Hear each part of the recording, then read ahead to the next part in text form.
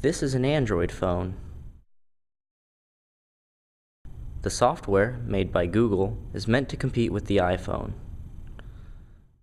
A new class at Cal Poly will allow students to learn how to develop apps for Android phones. I decided to speak with the professor of the upcoming class for more information, along with a graduating student who developed an Android app for his senior project. First, I asked, what exactly is Android? Sure. So my name is David Jansen, and I'm an associate professor of computer science here. I primarily teach software engineering courses, and this is my 4th year at Cal Poly.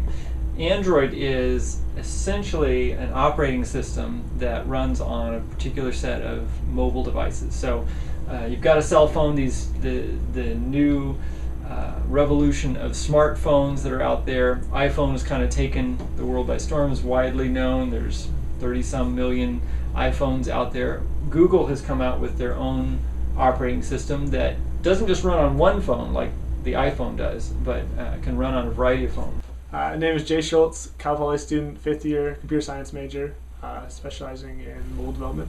What Android is, it's the actual software running the phone, the voice dialer, your contact manager, your calendar, all the software on the actual phone. None of the hardware, none of the actual buttons or any stuff like that. It's all just software based. So it can really be ported to any system, any phone.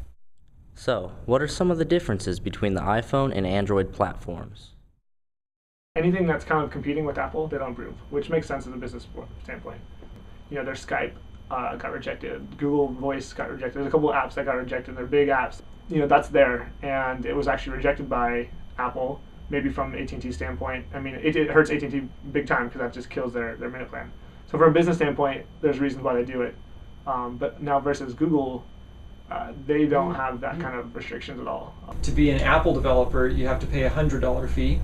It's just a $25 fee to contribute something to the market with Android. Another difference is to even test on a device, with Apple you have to pay that $100 fee. With Android, it's not required. It's only if you're going to put something out in their market that you pay the $25 fee. There are also differences in the computer language used to make the apps.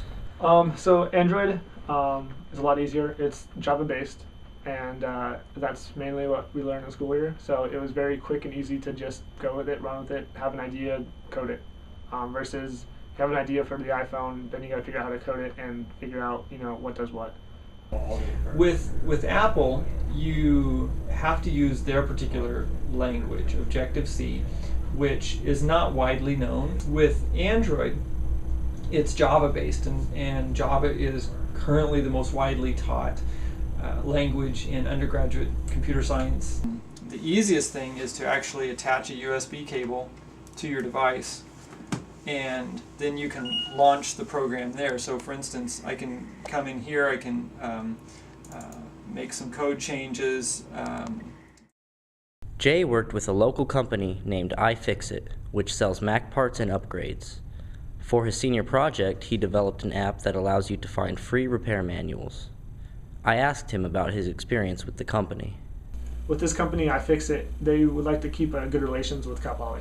And this is definitely one way they can keep good relations with the computer science department. And you know, this is definitely a recruiting tool for them. So they can always get, you know, good recruits out of Cal Poly if they needed to, and, you know, get their name out there. And many of them are coming just looking for some free software development. And when they have that attitude, it usually doesn't fly. It doesn't work very well.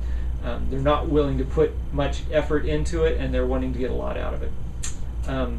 You know, if they're not willing to help the students, to mentor the students, to provide some tools or software or hardware that they need in order to do the project, they're not going to get much benefit out of it. But there are companies that are willing to do that. And Google is one of those companies. They awarded Dr. Jansen a research grant and donated 24 phones to the Android class. The Android class never would happen, certainly not in a budget year like this, if it weren't for Google providing what they did. To my knowledge, they do not have any kind of an Android program where they're actively trying to get people to adopt it in colleges. There's nothing like that. Instead, we came to them and said, would you support an Android class?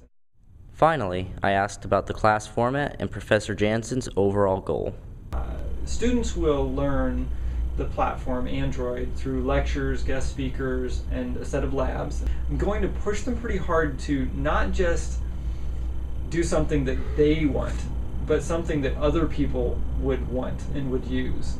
Probably what I will do is write my own app that people would download on their Android device, and it would distribute to them randomly apps from the students. Already I see that college students love the idea of writing an app that they can run on a device that they think is cool, that they have in their pocket, that they can show somebody.